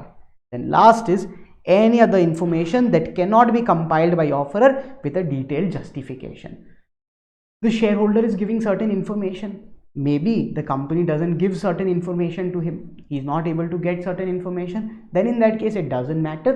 वो information वो हो सकता है ना दे, चल जाएगा. There's no problem. So OFS is when certain members in consultation with the board of directors decide to offer their shares to the public. जिस तरीके से वो पब्लिक को जिस डॉक्यूमेंट से ऑफर करते हैं that document is deemed as a prospectus. Company अगर ये OFS से रिलेटेड कुछ भी खर्चा इनकर करती है देन इन दैट केस वो खर्चा रीएम्बर्स करना पड़ेगा इन शेयर होल्डर्स को. There are certain provisions which are not applicable to OFS. Minimum subscription requirement is not there, minimum application money is not there, utilisation of fund का statement on where it's going to be utilised, how it's going to be utilised, that is not required. And any other information that this shareholder, this offerer person making this public offer cannot get, then in that case he can write a justified reason for it and say कि ये information मेरे पास नहीं है. Then this was offer for sale. Now there's a concept which is called as deemed prospectus. Section 25 deemed prospectus के बारे में बात करता है. पहले समझते हैं कि ये कंसेप्ट की ज़रूरत क्या है, क्या बदमाशी हो रही थी कि उसके कारण ये कंसेप्ट लाया गया, and then will talk about this concept, क्योंकि उससे ही फील आएगा कंसेप्ट का. तो let's talk about a company. If it's doing a public offer then that company will be heavily regulated. Public को शेयर्स ऑफर कर रहे हो, सिक्योरिटीज ऑफर कर रहे हो तो उसको पब्लिक ऑफर बोलेंगे, कंप्लायंसेस होंगे, प्रोस्पेक्टस इशू करना पड़ेगा, प्रोस्पेक्टस हेवीली रेगुलेटेड होगा. बट कंपनी को क्या है, डर लगता है ये कंप्लायंसेस करने में. वो बोलती है कि हम सच प्रोस्पेक्टस में लिख ही नहीं सकते, हमारी कंपनी इतनी बेकार है कि हम सच लिखेंगे तो कोई शेयर्स हमारे खरीदेगा ही नहीं, तो प्रोस्पेक्टस इशू करना हमारे लिए बहुत डिफिकल्ट है. तो कंपनी बोलती है मैं डायरेक्टली पब्लिक को तो शेयर्स ऑफर नहीं कर सकती, let's look at an indirect route. तो कंपनी जो अपने शेयर्स हैं वो एक मिस्टर एक्स करके बंदा है उसको दे देती है, बोलती है मैं तुमको प्राइवेटली प्लेस कर देती हूँ ये शेयर्स, प्राइवेटली ऑफर कर देती हूँ तुमको ये शेयर्स. प्राइवेट प्लेसमेंट कर सकते हैं क्या? ऑफ कोर्स कर सकते हैं. तो मिस्टर एक्स इन टर्न वो शेयर्स ऑफर कर देगा पब्लिक को. तो company offering it to X, X offering it to public. तो डायरेक्ट हमको करना नहीं था तो हमने इनडायरेक्ट रास्ता सोचा, इनडायरेक्ट तरीके से हमने सोचा. अब इनडायरेक्ट में भी एक प्रॉब्लम है. इनडायरेक्ट में देखिए क्या आपको कोई फीलिंग आ रही है OFS की? हाँ, अगर कंपनी एक्स को शेयर्स दे रही है तो एक्स शेयर होल्डर है, ये शेयर होल्डर जाके पब्लिक को शेयर्स ऑफर कर रहा है तो ये ऑफर फॉर सेल कहला जाएगा. बट अब ध्यान से एक बार पढ़ो, ऑफर फॉर सेल में अपन ने क्या बोला, where a shareholder offers the securities in consultation with the board of directors. In consultation with board of directors securities offer की जा रही हैं. तो यहाँ पर अगर बदमाशी करनी है कंपनी को तो कंपनी क्या बोलेगी कि हमने तो सिक्योरिटीज एक्स को दे दिए हैं, एक्स ने पब्लिक को जाके ये कैसे शेयर्स दे दिया हमको पता ही नहीं. रियल में उनके बीच में हो सकता है कोई छुपा हुआ अग्रीमेंट हो, but on the formal records पे कोई अग्रीमेंट ही नहीं है, तो कंपनी क्या बोलेगी कि एक्स ने कंसल्टेशन विद आवर बोर्ड किया ही नहीं, उसने अपने आप जाके सिक्योरिटीज दे दी हैं पब्लिक को। तो क्या हम इस केस में इसको ओएफएस बोलेंगे? नहीं, ओएफएस नहीं बोलेंगे। एक बेसिक रूल ऑफ ओएफएस ही वायलेट हो गया, तो ओएफएस नहीं बोलेंगे। इस तरीके से कंपनीज बदमाशी कर रही थी ये लॉ को कि कंसल्टेशन ऑफ द बोर्ड नहीं है तो हम इसको ओएफएस नहीं बोलेंगे, और हम ओएफएस नहीं बोलेंगे तो इससे बच जाएंगे। तो एक कंसेप्ट लाया गया और बोला कि यार अगर कंपनी ने मिस्टर एक्स को सिक्योरिटीज दी हैं और मिस्टर एक्स ने 6 महीने के अंदर 6 मंथ्स के अंदर जाके पब्लिक को शेयर्स ऑफर कर दिए, तो यहां पर कंसल्टेशन हो या ना हो हम मान लेंगे, we will deem it that there is an OFS, we will deem that an OFS has taken place। आप बोलो कंसल्टेशन किया है, नहीं बोलो कंसल्टेशन किया है, हम मान लेंगे कि कंसल्टेशन है और दिस इज अ OFS। एक और चीज, अगर कंपनी ने मिस्टर एक्स को शेयर्स दिए हैं और मिस्टर एक्स ने ये शेयर्स के लिए पैसा नहीं दिया और मिस्टर एक्स ने इसको पब्लिक में ऑफर कर दिया, क्योंकि पब्लिक से जब पैसा आएगा एक्स के पास तब एक्स कंपनी को पैसा देगा, ऐसा कॉन्ट्रैक्ट अगर आपने बनाया है तो आप OFS बोलो ना बोलो हम मान लेंगे कि ये क्या है, this is a deemed OFS। Deemed OFS बोल देंगे हम इसको, जो ये mister X offer to sale कर रहा है हम इसको, आप सिंपल OFS नहीं बोलते तो हम इसको डीम्ड OFS बोलेंगे। एंड डीम्ड OFS बोलेंगे तो ये जो डॉक्यूमेंट है जिससे पब्लिक को ऑफर किया जा रहा है सिक्योरिटीज, हम उसको डीम्ड प्रोस्पेक्टस बोलेंगे। This is the concept of deemed prospectus. एक बार ये रीड करते हैं फिर आपको और पूरा क्लियर हो जाएगा। आइए, सेक्शन 25। सेक्शन 25 क्या बोलता है? Where a company allots or agrees to allot any securities, company ने एक्स को अलॉट करा है and the securities are offered for sale to the public, X ने ऑफर किया है पब्लिक को, यस दोनों कंडीशन मीट हो रही है। Any document by which offer for sale is made to public, it is a deemed prospectus, इसको हम प्रोस्पेक्टस मान लेंगे। कुछ केस में हम डीम्ड OFS बोल रहे हैं। देखिए, OFS is deemed in the following cases. 1. Offer for sale to public is made by entity within 6 months after allotment or agreement to allot। अगर कंपनी ने एक्स को दिया और एक्स ने उठा के 6 महीने के अंदर ये शेयर्स को दे दिया है, शेयर्स को ऑफर कर दिया है, तो फिर हम मान लेंगे कि यहाँ पर क्या है, डीम्ड OFS है। Second, at the date when the offer is made, the whole of consideration to be received by company in respect of securities has not been received by it। तो जब ये मिस्टर एक्स ने public offer किया है तो company को जो mister x से पैसा मिलना चाहिए था वो पैसा अभी तक एक्स ने नहीं दिया है, तो हम डीम्ड OFS मान लेंगे। क्यों? अगर उसके अंदर आप झांक के देखोगे तो एक्स कंपनी को पैसा क्यों नहीं दिया है? क्योंकि एक्स को वो सिक्योरिटी से तो कोई लेन देन है ही नहीं। पब्लिक से जब पैसा मिलेगा तब एक्स उठा के कंपनी को पैसा देगा, अभी एक्स कहाँ से पैसा ला के देगा? तो हम इस केस को भी डीम्ड OFS बोल लेंगे। अब एक बार पॉज कर लीजिए वीडियो, एक बार वापस इसको रीड कर लीजिए, सोच लीजिए। It's a very simple thing. Deemed OFS मतलब क्या?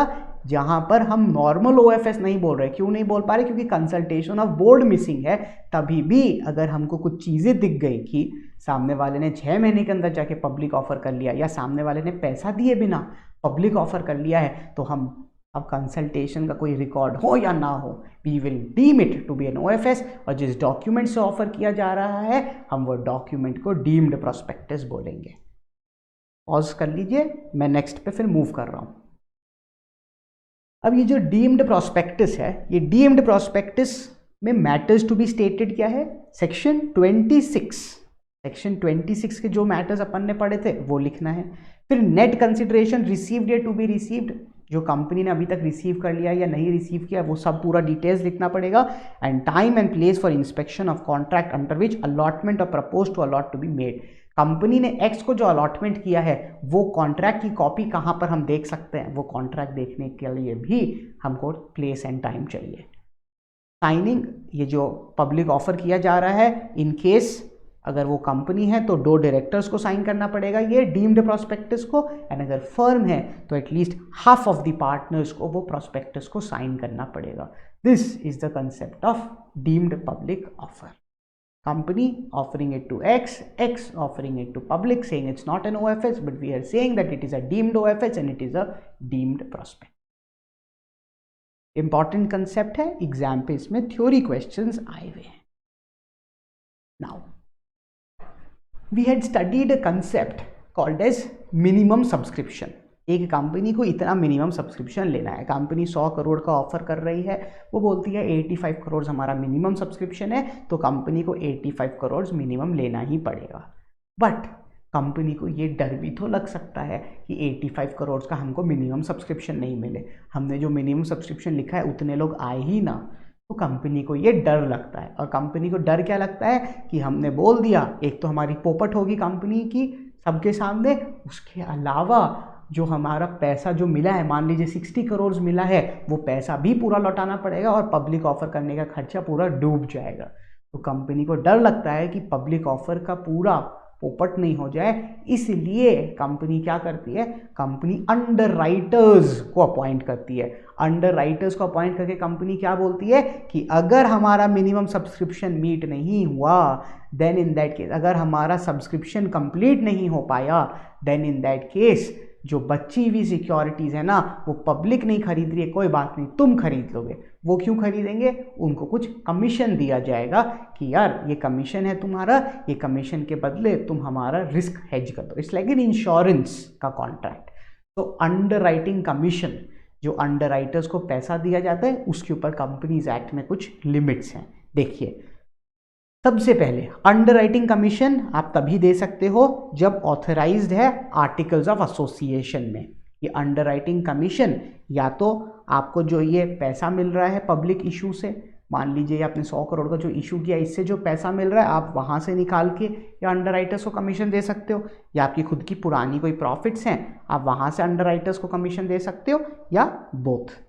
देन अगर सिक्योरिटीज पब्लिक को ऑफर की जा रही है तभी तो मिनिमम सब्सक्रिप्शन का प्रॉब्लम है, तभी मिनिमम सब्सक्रिप्शन का प्रॉब्लम है, तभी डर है, तभी अंडरराइटर्स अपॉइंट करना.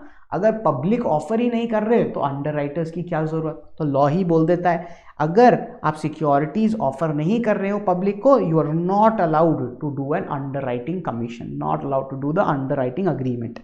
एंड ये जो अंडर राइटर के साथ अग्रीमेंट किया है आपने, इसका copy of contract needs to be delivered to the ROC. जब आप प्रोस्पेक्टस दे रहे हो उसके साथ अंडर राइटिंग का अग्रीमेंट भी आरओसी को दे दीजिएगा. ये अंडर राइटर को कितना कमीशन दिया जा सकता है, क्या इस पर कोई लिमिट्स है? यस. अगर शेयर्स है या अगर डिबेंचर्स है उस पर डिपेंड करेगा कि कितना है. अगर शेयर्स है then maximum commission can be 5% of issue price or rate as per articles of association. अगर डिबेंचर्स है तो 2.5% of issue price or rate as per articles of association whichever is lower. मान लीजिए articles of association बोलता है कि maximum rate of underwriting commission for case of shares is 1.5%. तो in that case company कितना commission दे सकती है? शेयर्स का रूल क्या है? 5% और rate as per articles, rate as per articles क्या है? 1.5. तो 5 और 1.5 whichever is less, which is less 1.5. तो कंपनी पे कितनी की लिमिट लग जाएगी? 1.5% की. ये जो सेक्शन है बहुत इंपॉर्टेंट है, बहुत बार टेस्ट हुआ है एग्जाम के अंदर and high chances of it coming up. At least MCQ में तो ये आराम से टेस्ट हो सकता है. So this section is also very important. Section number 40. Now another very important section. This section is section 34 and section 35 of the Companies Act. ये बहुत बार एग्जाम में टेस्टेड हैं, इस पर स्टडी मटेरियल क्वेश्चंस हैं and very high probability of being tested. तो ये section बोलता क्या है? अभी तक अपन पढ़ते हुए आ रहे हैं कि प्रोस्पेक्टस के अंदर ये इन्फॉर्मेशन लिखो, ये लिखो, वो लिखो and all of that stuff. अगर ये इन्फॉर्मेशन जो दी गई अगर गलत दी गई, if there is a wrong information which is given, if there is a misstatement in the information, if किसी ने झूठ बोला है ये प्रॉस्पेक्टस के अंदर, तब ये सेक्शंस इनवाइट होंगे। ये 34, 35 दोनों सेक्शंस आएंगे if there is a misstatement in the prospectus. Misstatement मतलब कि अगर कोई चीज़ झूठ बोली गई है या जो चीज़ बोलनी चाहिए थी तुमने बोली ही नहीं। So for example, if one person was making this prospectus, he said something wrong in this prospectus, that is also considered as a misstatement over here, and he had to say something particular, then in that case also अगर उसने वो नहीं बोला तो भी हम उसको misstatement बोलेंगे। like for example, किसी ने बोला कि कंपनी के पास there are 5 factories जबकि there are only 3 factories, that's a misstatement, so this section 34 section 35 will apply। For example, somebody says that company का पिछले साल प्रॉफिट 100 करोड़ था, इस साल प्रॉफिट हो गया 1000 करोड़। तो ये दोनों बात सही हैं, but this person has not said कि ये 900 करोड़ का ज़्यादा प्रॉफिट इसलिए हुआ है क्योंकि कंपनी का मेजर बिजनेस बेच दिया गया है। तो this is a capital profit and it is not a revenue profit of the company. तो ऐसा कोई मटेरियल इन्फॉर्मेशन इन्वेस्टर के दिमाग के लिए, इन्वेस्टर के सोचने के लिए ये इन्फॉर्मेशन इंपॉर्टेंट था ना। When he would have taken his decision making, he would have seen कि ये 900 करोड़ जो है एक्स्ट्रा है, ये कैपिटल प्रॉफिट है, ये हर साल नहीं होने वाला है, ये केवल इसी साल हुआ है, अगले साल तो प्रॉफिट और कम हो जाएगा क्योंकि कंपनी ने अपना मेजर बिजनेस ही बेच दिया है। तो दिस इंफॉर्मेशन इवन दो सही लिखा गया है कि 100 और 1000 प्रॉफिट्स हैं, बट ये नहीं बताया कि ये प्रॉफिट 1000 क्यों है, इतना बढ़ा हुआ है, सही रीज़न नहीं बताया, ओमिट कर दिया, ये फैक्ट ओमिशन है, इसको भी मिस स्टेटमेंट बोलेंगे। ये स्टडी मटेरियल का एग्जाम्पल दिया हुआ है आपको। तो miss statement in prospectus section 34 section 35 talks about this. Section 34 बोलता है कि मिस स्टेटमेंट है तो हम तुम्हारे ऊपर क्रिमिनल पेनल्टी लगाएंगे। सेक्शन 35 बोलता है कि अगर मिस स्टेटमेंट है हम तुम्हारे पे सिविल पेनल्टी लगाएंगे। क्रिमिनल मतलब पर्सन से पेनल्टी, पर्सन के पीछे कोई इम्प्रिजनमेंट, ये सब चीज़ें लगेंगी। Civil liability, civil penalty, civil liability मतलब कि जो पर्सन को डैमेज हुआ है, जो पर्सन को नुकसान हुआ है, वो पर्सन के नुकसान की आपको भरपाई करनी पड़ेगी। आप फाउंडेशन में पढ़ते होगे ना, डैमेज फॉर सूट वगैरह, सो दैट सिविल लाइबिलिटी के बारे में यहाँ सेक्शन 35 में बोला गया। दोनों सेक्शन नंबर्स मैं बहुत बार बोलने का कारण ही है, आपको ये याद रखना एग्जाम में। Section 34 section 35 must write for an exam perspective. Section 34 talks about criminal penalty, section 35 talks about a civil liability. Section 34 क्या बोलता है? सेक्शन 34 बोलता है that criminal liability if there is a misstatement in the prospectus then it will apply on every person who authorized the issue of prospectus. जिसने बोला कि ये prospectus दे दो, directors of the company, generally these are who, the directors of the company, जिन्होंने ये prospectus authorise किया है पब्लिक को देने के लिए, उन सब लोगों के ऊपर मिस स्टेटमेंट के कारण क्रिमिनल लाइबिलिटी आएगी। सिविल लाइबिलिटी किन किन के ऊपर आएगी? Civil liability every person who authorised issue of prospectus, उस पर तो क्रिमिनल भी है, उस पर सिविल भी है। उसके अलावा कंपनी के ऊपर भी सिविल लाइबिलिटी आ सकती है। तुम्हारे हमने शेयर्स खरीदे हैं, तुम्हारे कारण हमको नुकसान हुआ है कंपनी, तो you also need to make good our losses. And उसके अलावा डायरेक्टर, प्रपोज्ड डायरेक्टर, प्रमोटर या एक्सपर्ट। एक्सपर्ट अपन ने बोला था कि sometimes we need people who might be say valuation expert या this kind of experts who might provide us with certain estimates and all of that stuff. तो वो expert के भी अगर स्टेटमेंट में गड़बड़ी है ना, तो वो एक्सपर्ट से भी सिविल लाइबिलिटी का कॉम्पनसेशन मांगा जा सकता है। तो criminal liability on whom? Every person who authorized issue of prospectus. Civil liability on whom? Every person who authorized issue of prospectus. Company, director, proposed director, promoter and expert. Civil liability और criminal liability ठीक है। criminal liability है क्या? criminal liability बोलता है कि this will be considered as a fraud under section 447 and civil liability क्या बोलता है? सिविल लाइबिलिटी बोलता है कि जो डैमेज हुआ है वो डैमेज को कंपनसेट कर दो, मेक गुड दैट डैमेज। तो डैमेजेस के लिए compensation to the investors needs to be given. अगर कोई पर्सन है उसने शेयर्स खरीदा, कंपनी का प्रॉस्पेक्टस देखा, प्रॉस्पेक्टस के अंदर कुछ मिस स्टेटमेंट था, वो उसने शेयर इशू प्राइस पे खरीदा, से फॉर एग्जाम्पल 1000 रुपीज़ में शेयर प्राइस होके 2000 रुपये हो गया, तो क्या ये पर्सन कोई डैमेजेस क्लेम कर पाएगा? नहीं, कोई लॉस ही नहीं हुआ है तो डैमेजेस कहाँ, क्या चीज़ का कंपनसेशन। सो अगर तुमको सिविल कंपनसेशन चाहिए तो loss has to be incurred. Criminal liability के लिए हम नहीं बोल रहे, क्रिमिनल लाइबिलिटी अलग चीज है। Civil liability can only be taken if there is a loss which is incurred. Another thing, for example, there is a person mister A. Mister A had purchase the shares from the company. Company ने directly A को issue किया था और ए ने company को पैसा दिया था। अब जब कंपनी ने ए को दिया, ये सिक्योरिटी ए ने खरीदी थी 1000 रुपए में। ये कंपनी के रिपोर्ट्स वगैरह अच्छे चल रहे थे, सब कुछ अच्छा चल रहा था। ये शेयर प्राइस हो गया 1500 का। ए ने 1500 में एट 1500 ये बेच दिया बी को। He has sold this particular share to B. Now A ने ये शेयर बेच दिया है B को कितने में? 1500 में। अब पता चलता है कि कंपनी ने जो ये इशू किया था, इसमें जो प्रॉस्पेक्टस था ना, ये प्रॉस्पेक्टस के अंदर कुछ तो भी गड़बड़ी थी, मिसस्टेटमेंट्स थे। उसके कारण ये शेयर प्राइस गिर गिर के मार्केट के अंदर आज शेयर प्राइस हो जाता है 700 रुपए का। तो यहाँ पर क्वेश्चन ये है कि क्या ए कंपनी से कंपनसेशन क्लेम कर सकता है? नहीं, क्योंकि ए को तो कोई नुकसान हुआ ही नहीं है। ए ने तो 1000 में खरीदा, 1500 में बेच दिया। ए को नुकसान क्या? ए को कोई नुकसान नहीं हुआ है। बी को क्या नुकसान हुआ है? यस, बी ने खरीदा 1500 में, बेचा 700 में। बट बी क्या कंपनी से कंपनसेशन क्लेम कर सकता है? लॉ में एक केस है, बहुत इंपॉर्टेंट केस लॉ है, उसका नाम है पीक वर्सेस गर्नी। ये केस लॉ आपको याद रखना चाहिए अपने एग्जाम के लिए। पीक वर्सेस गर्नी का केस लॉ है। वो बोलता है कि अगर कोई पर्सन ने सेकेंडरी मार्केट से शेयर्स खरीदे हैं, ए से खरीदे हैं, उसने एग्जिस्टिंग शेयर होल्डर से खरीदे हैं, स्टॉक मार्केट में खरीदे हैं, कंपनी से सब्सक्राइब नहीं किया है, then in that case section 35 की पावर्स उसके पास नहीं होगी। तो ये जो मिस्टर बी है, इसने शेयर्स कहाँ से खरीदे थे? ए से खरीदे थे। कंपनी से लिए थे क्या? नहीं, कंपनी से तुमने शेयर्स नहीं लिए, तुमने सेकेंडरी मार्केट से लिए हैं। तो बी, तुम कंपनी से पैसा नहीं क्लेम कर सकते, तुम सेक्शन 35 अप्लाई नहीं कर सकते। कारण क्या है? उसका कारण यह है कि कंपनी ने प्रॉस्पेक्टस इशू किया था ए को। अब बी, तुमने शेयर खरीदे, तुमने हो सकता है प्रॉस्पेक्टस पढ़ा हो, नहीं पढ़ा हो, बट उससे कंपनी को या उससे इन लोगों को कोई फर्क नहीं पड़ता, क्योंकि वो प्रॉस्पेक्टस तुम्हारे लिए था ही नहीं।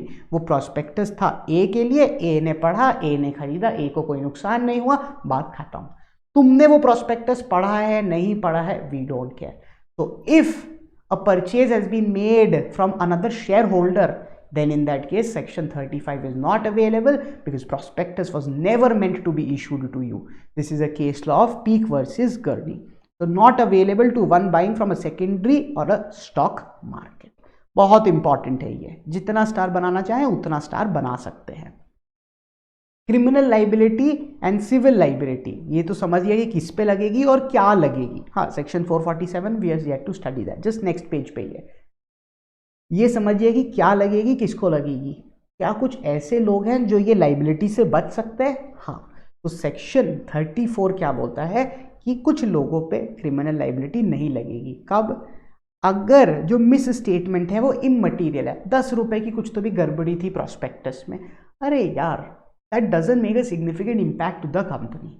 देयरफॉर अगर इममटीरियल है, उसके कारण आपका डिसीजन मेकिंग चेंज नहीं होता। इममटीरियल का डेफिनेशन क्या है? That this fact would not have changed the decision making of a rational investor. कोई रैशनल आदमी का ये छोटी सी बात से डिसीजन चेंज नहीं होता। अगर वो खरीदने वाला था तो खरीदता था, नहीं खरीदने वाला था तो नहीं खरीदता। तो अगर इममटीरियल है, देन इन दैट केस, अगर इममटीरियल है तो therefore no criminal liability is going to be there. Then एक और चीज हो सकती है कि जो प्रोस्पेक्टस में लिखा वो बंदा बिलीव करता था कि वो ट्रू है।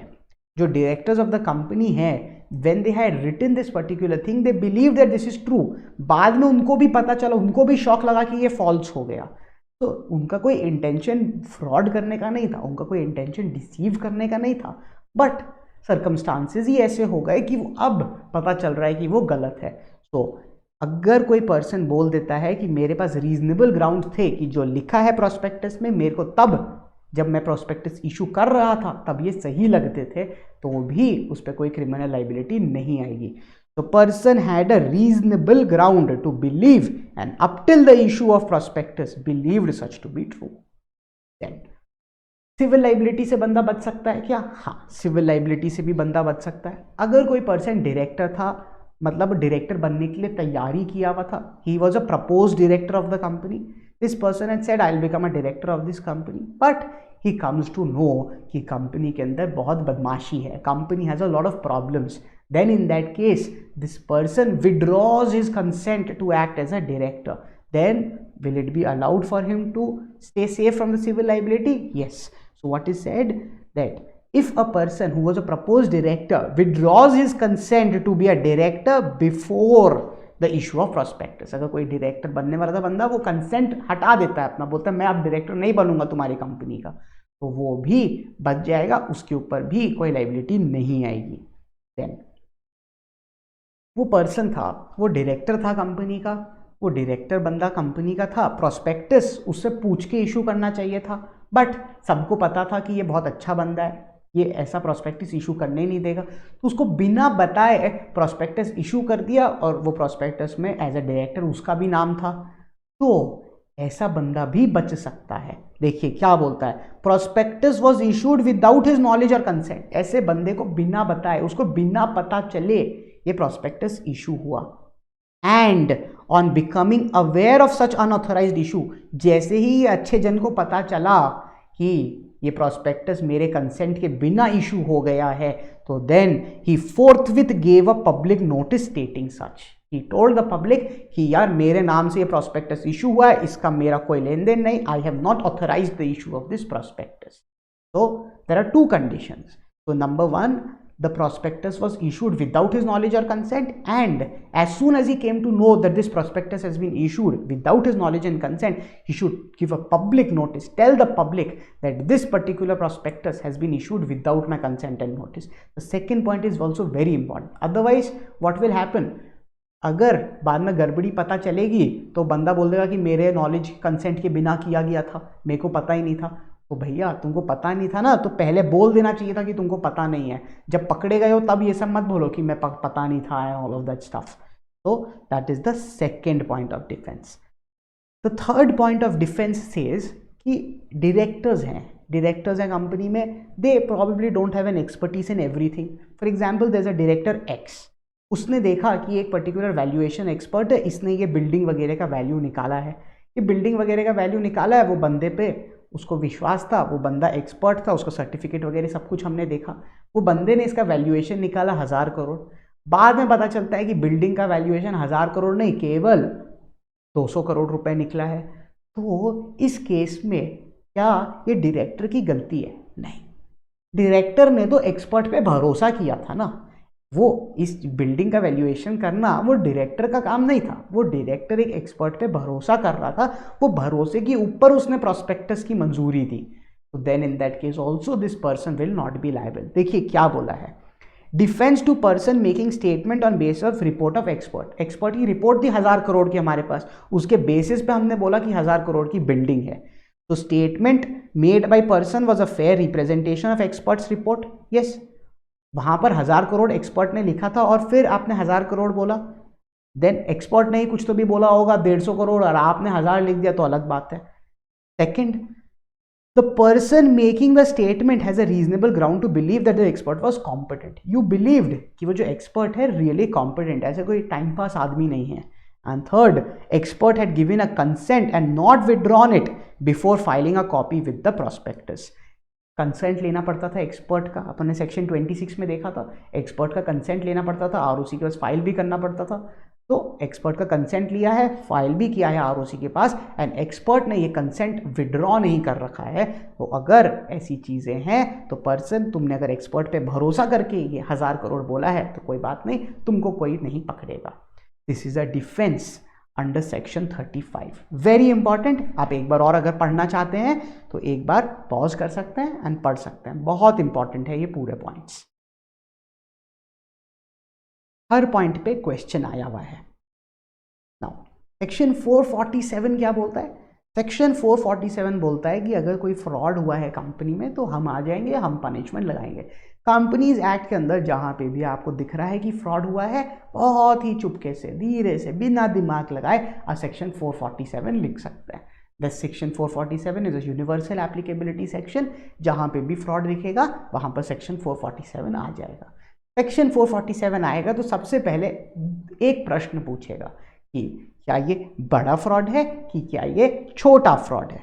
इज इट अ छोटा fraud, is it a small fraud, or is it a बड़ा fraud. If it is a छोटा fraud, if it's a small fraud, then in that case there is a separate penalty. If it's a big fraud, there is a separate penalty. छोटा fraud मतलब क्या? The fraud involving less than, less than है, equal to नहीं है, less than ₹10 lakhs or 1% of turnover, whichever is lower. If I tell you the turnover of a company is ₹2 crores, what is the छोटा वाला limit for it? 10 lakhs or 2 lakhs, whichever is less. Which is less? 2 lakhs. तो छोटा limit क्या हो जाएगा? 2 lakhs. छोटा limit से जो भी ज्यादा, दैट इज बड़ा लिमिट। तो अगर मैं ये बोलता हूं कि इस कंपनी के अंदर 1.5 लाख का फ्रॉड हुआ है, 1.5 लाख का अगर फ्रॉड हुआ है तो then in that case will it be a छोटा फ्रॉड और बड़ा फ्रॉड? छोटा फ्रॉड।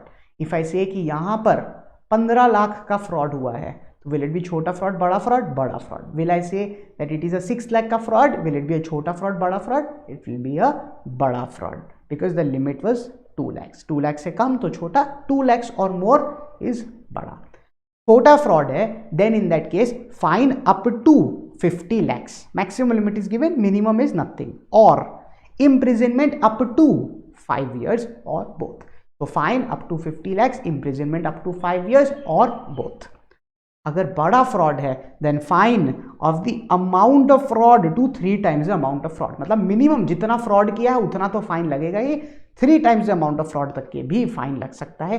एंड बीच में और नहीं है, एंड है, and imprisonment of minimum 6 months to maximum 10 years, minimum 6 months to maximum 10 years।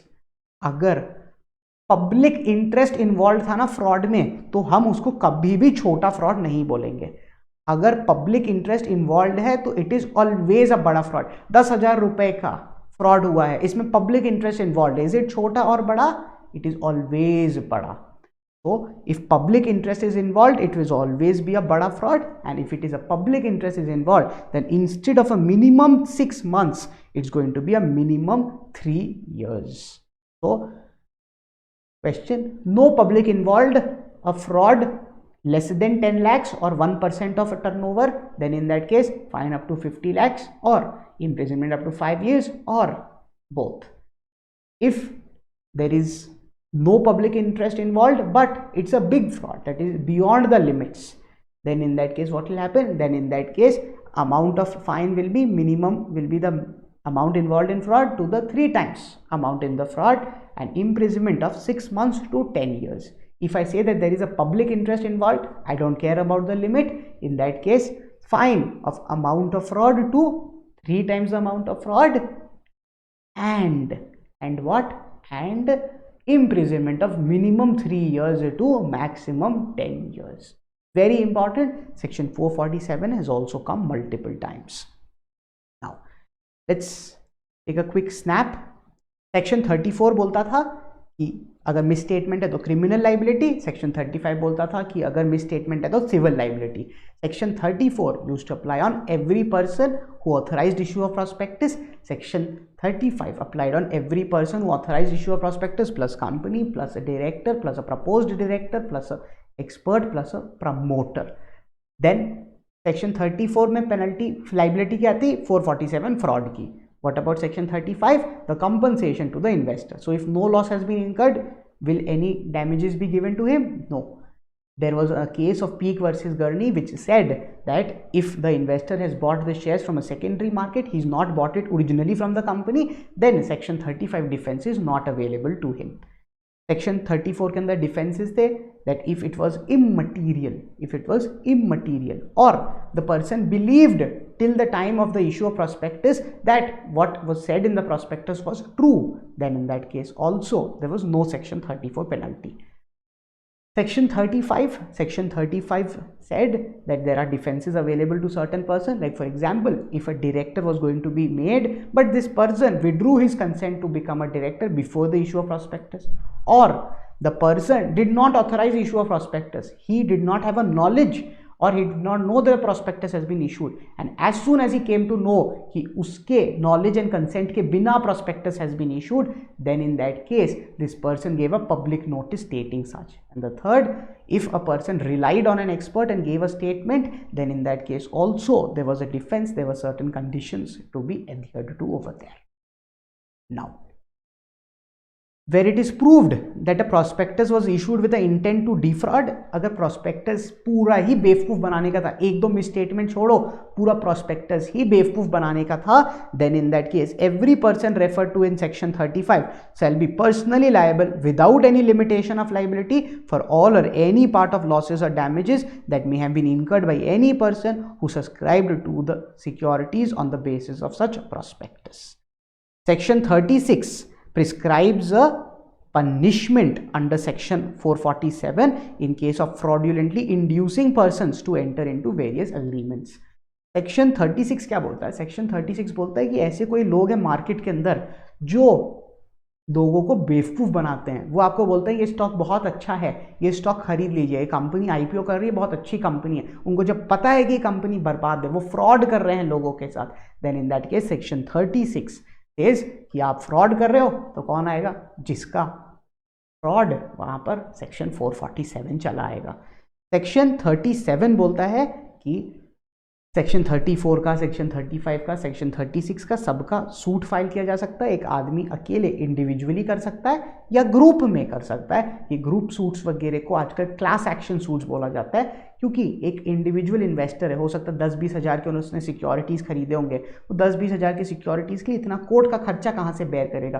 तो साथ मिल के ये लोग एज अ क्लास जा सकते हैं और उनके अगेंस्ट कंप्लेन कर सकते हैं. It's a new concept which has been introduced in companies act, that is class action suits.